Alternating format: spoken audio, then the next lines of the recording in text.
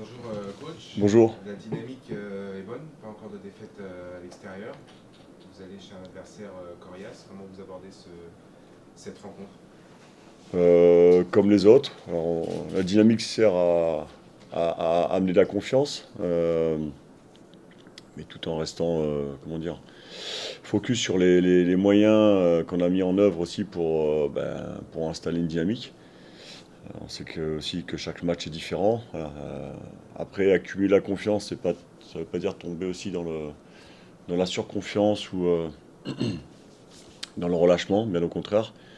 Euh, Encore plus quand on va affronter Martigues, qui reste une équipe très coriace avec beaucoup de qualité, que ce soit offensive ou défensive.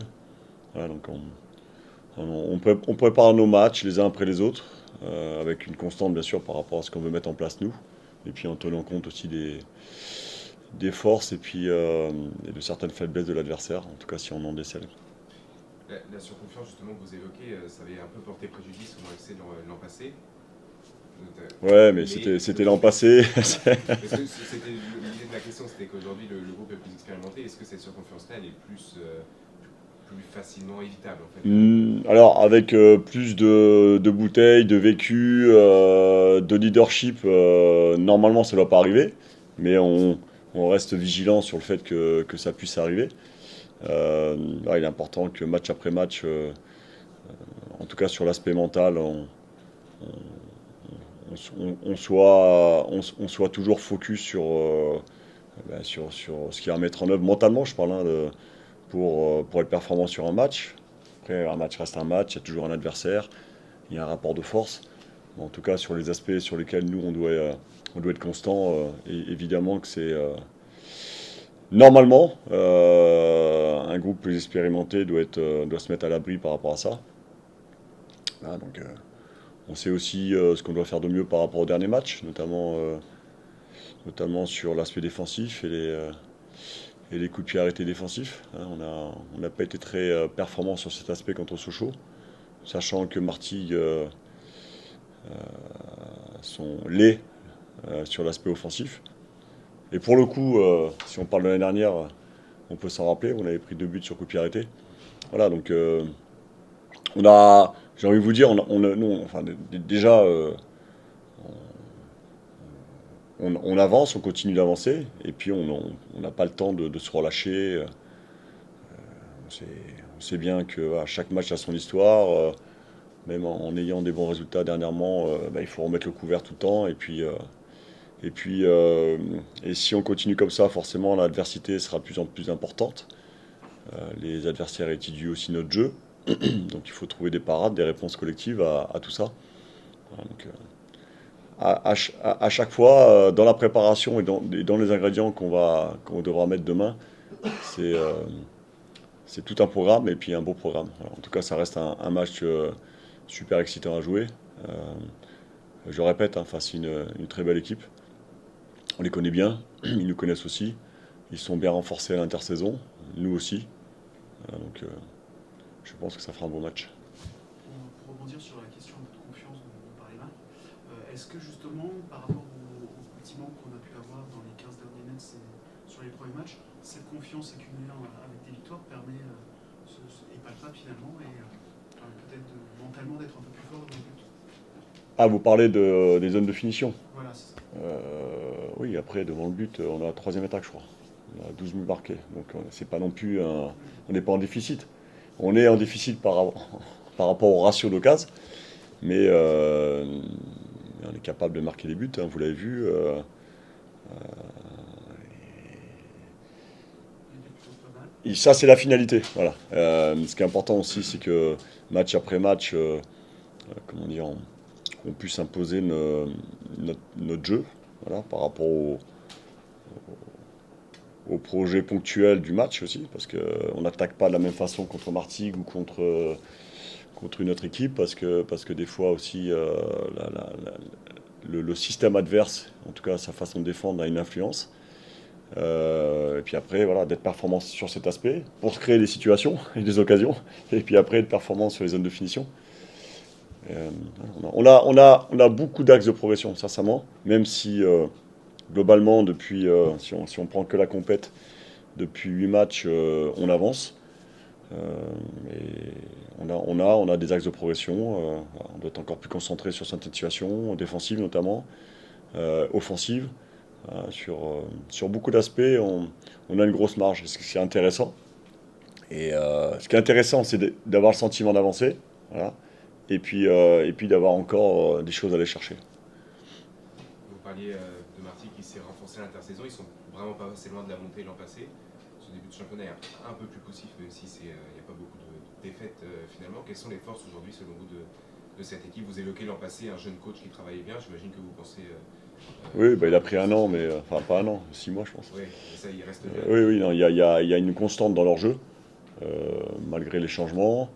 Ils ont de la bouteille, enfin, voilà, donc à dire, Jérémy dans les buts entre autres, hein, des jeunes joueurs, ils ont de la vitesse, des joueurs voilà, d'équipe aussi sur l'aspect technique, sur la mentalité. Voilà, c'est une équipe.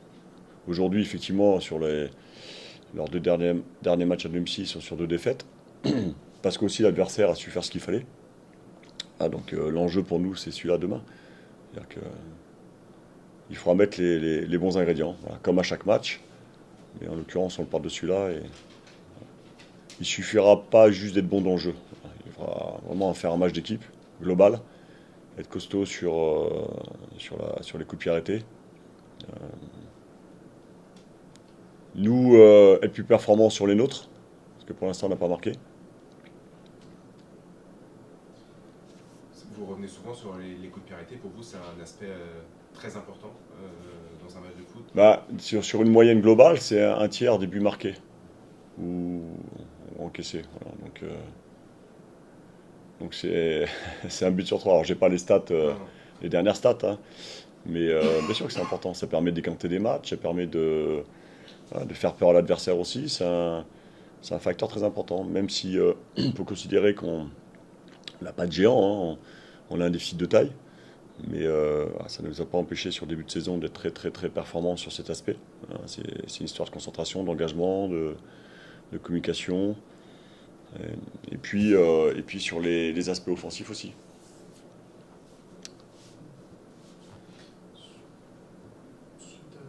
Non, non, le schéma avec Dame Gay et Antoine Rabière qu'on a pu voir face à Sochaux, c'était la première fois qu'ils jouaient à deux en même temps, ou en tout cas sur l'ensemble d'un match.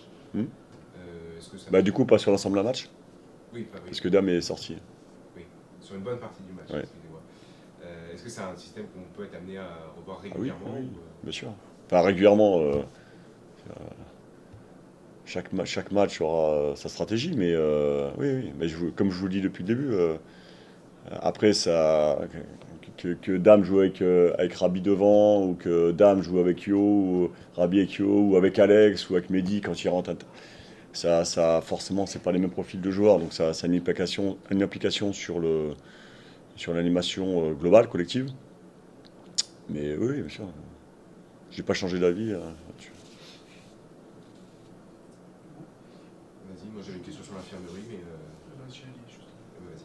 Et donc, une question sur l'infirmerie, comment va le groupe? Est-ce que vous avez des Alors absents? on a Alex à qui il reste un peu moins d'une semaine, un cas breton, Alex Loré, donc qui sera avec nous voilà, dans fin de semaine prochaine, et normalement qui devra reprendre l'entraînement collectif à ce moment-là.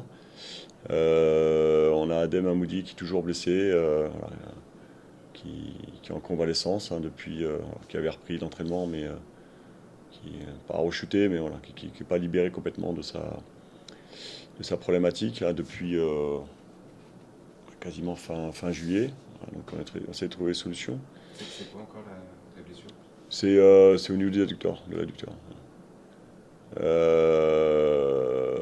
Alors, on n'a pas beaucoup, donc je vais pas chercher bien loin. On a Hugo Ragoubert, voilà, qui sera pas dans le groupe. Il a pris en frappant dans le pied d'un adversaire un sale coup en fin de match quand il est rentré. Voilà, donc c'est un peu juste là, pour ce match. Et puis c'est tout. Hein. Johan Leméoté sera de retour. Yoann Leméoté est opérationnel. Voilà, après, on va prendre la décision par rapport à ce match, en sachant qu'on aura aussi un match dans 5 jours, et puis un dans 8 jours, avec la Coupe de France. Et Zaïd Amir aussi qui avait Et Zaïd, bien sûr. Ouais. Zaïd qui est toujours en convalescence par rapport à son épaule, qui est immobilisé encore une semaine ou 10 jours. Voilà, puis après, il y aura une radio de contrôle. Question, je travaille sur un dossier sur la Ligue 3. Le président en a pas mal parlé ces derniers temps. Vous qui êtes sur le terrain, vous voyez aussi comment est le championnat national. Est-ce que vous pensez qu'aujourd'hui, on a peut-être un championnat mature pour aussi qu'il passe entièrement à un échelle professionnelle? Oui, alors après, le nerf de la guerre, vous imaginez bien qu'il est financier. Alors que, qu'est-ce que la Ligue est prête à distribuer pour une Ligue 3? Parce que si c'est juste pour l'appellation, ça n'aura aucun sens. J'estime qu'on est déjà dans une Ligue 3. Quand vous voyez les noms et les statuts professionnels que compose ce national, on s'en rapproche, quoi. Après, il y a des différentiels aussi, parce qu'il y a des clubs qui sont purement amateurs, alors avec des contrats, des contrats autres que professionnels, mais avec en tout cas une façon de fonctionner quasi professionnelle, mais avec des moyens limités. Le président a fait une élocution la dernière fois concernant les moyens alloués, qui sont quasi nuls maintenant, je crois, avec quelques aberrations par rapport à ça. Je vous dis, le nerf de la guerre, c'est celui-là, quoi. Je veux dire, l'appellation, ouais, ça fera plaisir à certains peut-être d'avoir une Ligue 3, mais s'il n'y a pas les moyens qui sont donnés pour composer un championnat professionnel de 3e division, ça rimera à rien, quoi. Donc, et je pense que c'est important que certains en prennent conscience, parce qu'on le voit, hein, il y a des joueurs de qualité. Ça sert de tremplin aussi pour beaucoup de joueurs. Peut-être même trop de tremplin, parce que pour le coup, les statuts de certains clubs font que les joueurs, au bout d'un an, sont libérables. Donc on ne peut pas travailler sur la durée. Il y a de très bons entraîneurs. Il commence à y avoir des contextes de stade et puis de pelouse les meilleurs possibles. Il faut que ça avance à ce niveau-là. Enfin, mais bon, je vous dis, au-delà des statuts, de l'appellation, c'est surtout les moyens financiers qu'on donnera. Sur les déplacements, ça ressemble à la Ligue 1, Ligue 2, moi, avec d'autres moyens forcément. Donc, mais voilà, je pense que c'est important à terme qu'il y ait une prise de conscience collective. Alors, je pense que la prise de conscience va lier. Mais surtout les moyens à mettre à disposition. C'est un vrai réservoir, le national, même pour la Ligue 1 aujourd'hui, sincèrement. Voilà. Alors, c'est pas moi qui vais décider. Voilà. Je vais donner mon avis. Mais il faut qu'à terme, parce que c'est un serpent de mer, hein, on a un président très militant, et je pense qu'il a raison par rapport à ça. Je crois qu'il y a un collectif aussi de présidents qui s'est formé au niveau du national. Il faut que ça avance, parce qu'à un moment donné, sinon ça va créer de tels différentiels que l'équité sportive, du coup, ne sera plus présente.